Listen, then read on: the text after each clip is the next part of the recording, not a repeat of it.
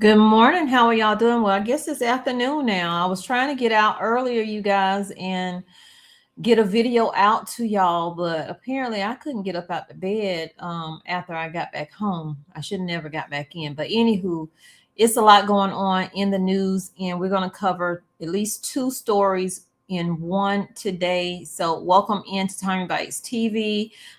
Didn't do a news story yesterday. Doesn't mean any news did not happen. A lot happened. Apparently, there was a mass shooting on early Saturday or Sunday morning at a club, and a teacher lost her life, and several others were injured. So, you guys, y'all, just be mindful when you're out and about. Keep your head on a swivel.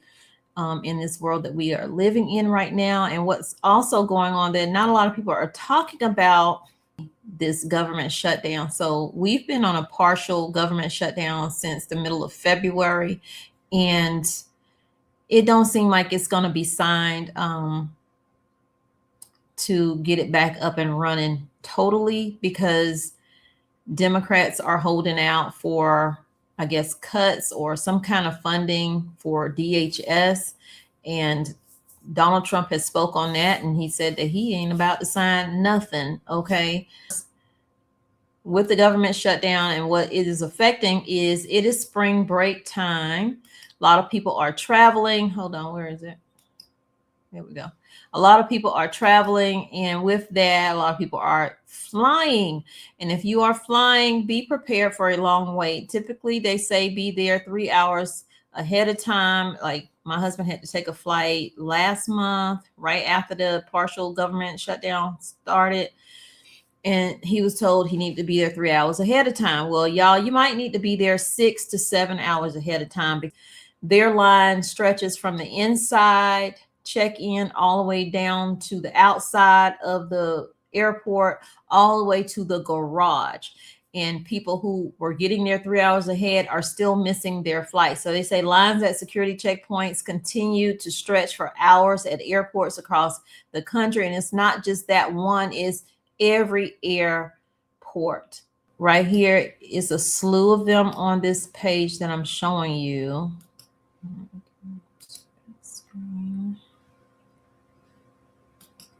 So as spring break travel ramps up, chaos at multiple U.S. airports.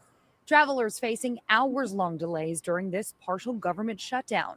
Funding for the Homeland Security Department, which includes the TSA, expired last month, meaning TSA officers, for the second time in 6 months, are being forced to work without pay, prompting more agents to call out sick.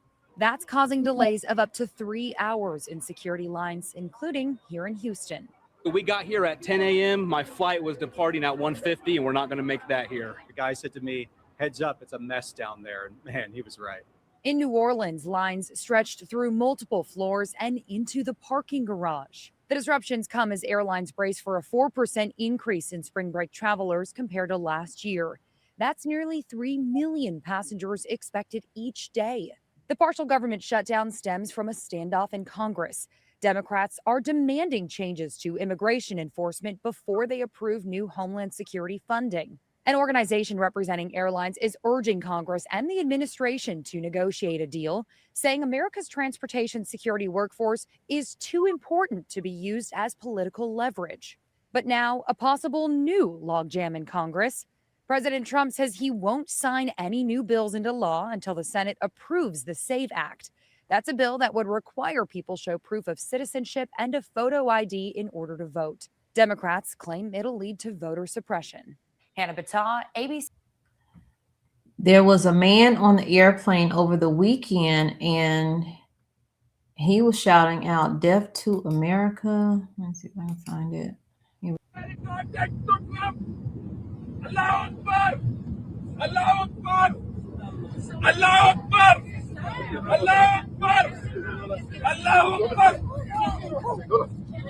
my God. Sit down. Don't move. And that's some of the stuff that's going on, and that happened over the weekend, or started, 9-10 days ago, that this was going to happen here in the United States, where threats were going to happen. We have some major Iran news this morning. According to the Daily Mail, the White House is actively blocking an intelligence report warning of rising U.S. homeland terror threats linked to the war in Iran. According to the report, the FBI, Homeland Security, and National Counterterrorism Center were preparing to put out a joint intelligence statement to state and local authorities warning them of heightened threat due to the war in Iran. Top Trump officials, however, put a hold on that 5-page bulletin. And the White House did not deny blocking the terror bulletin in a statement to the Daily Mail. The official title of the bulletin was, quote, a public safety awareness report, elevated threat in the United States during U.S.-Iran conflict. Now, meanwhile, a classified report by the National Intelligence Council, according to the Washington Post, representing the collective wisdom of America's 18 intelligence agencies, says that even a large-scale assault on Iran would not be able to oust its military and cleric establishment. So as Donald Trump prepares to put boots on the ground, potentially in the near future, it doesn't appear that it would even work if he did. Development this morning tied to the growing conflict with Iran, and it could have implications inside the United States itself. According to reports, the White House has reportedly blocked a release of a joint intelligence bulletin warning of a potential rise in terror threats inside the United States connected to the war with Iran. The 5-page alert was prepared by the FBI, Homeland Security, and the National Counterterrorism Center, and it was meant to be sent to the state and local authorities across the country. The report was titled Public Safety Awareness Report, Elevated Threat in the United States During the U.S.-Iran Conflict. Meanwhile, intelligence analysts are also warning that the conflict itself may not have a simple solution. According to a classified assessment from the National Intelligence Council, reported by the Washington Post, even a large-scale military assault on Iran may not be enough to collapse Iran's government or military structure. U.S. bases. Iran has just launched missiles at U.S. bases. 6 missiles reportedly fired at a base in Qatar.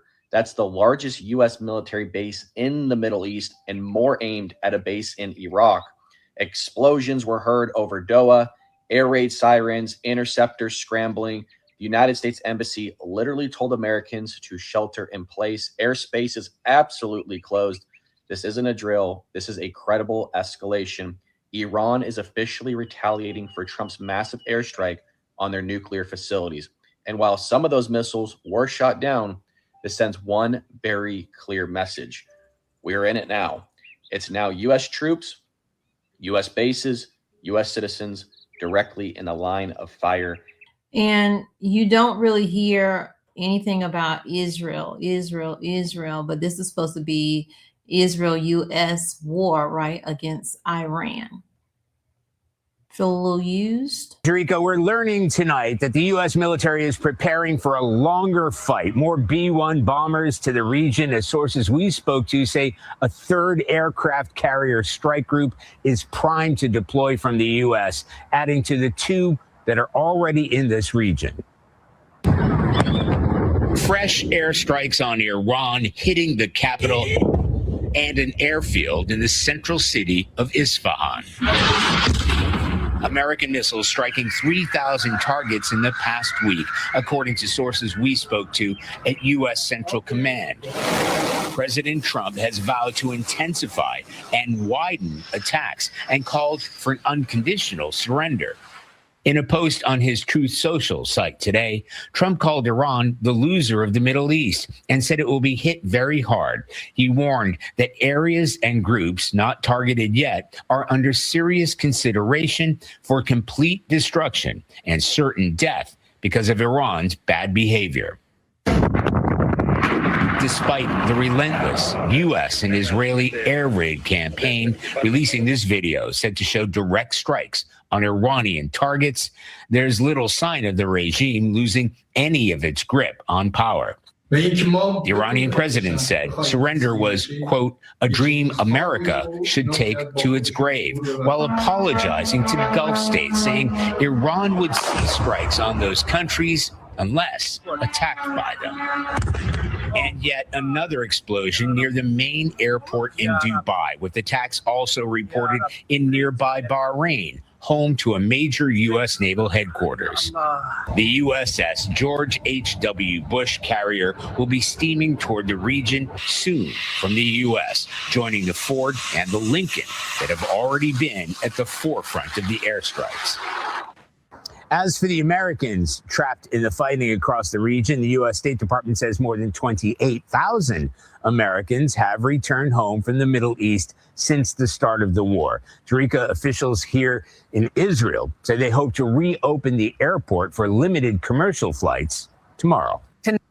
And let me just say, the majority of those Americans that made it back did not make it back with the help of the U.S. New England Patriots plane. As the U.S.-Israel campaign escalated in Iran, the State Department started evacuating Americans, and one of the charter flights landing in Washington, D.C. was the Patriots jet. It's the same plane that carries normal NFL players, and it was suddenly carrying Americans escaping a war zone, which is amazing. And little fact, in 2020, the Patriots plane flew to China and brought back over 1,000,095 masks during the pandemic. So yeah, Air Force One might be one of the most famous planes in America, but this week, the Patriots plane might have been one of the most important ones in the sky. Air Force. So I'm going to end it there, y'all. See y'all in the next video. Y'all stay tuned. Keep your head on a swivel.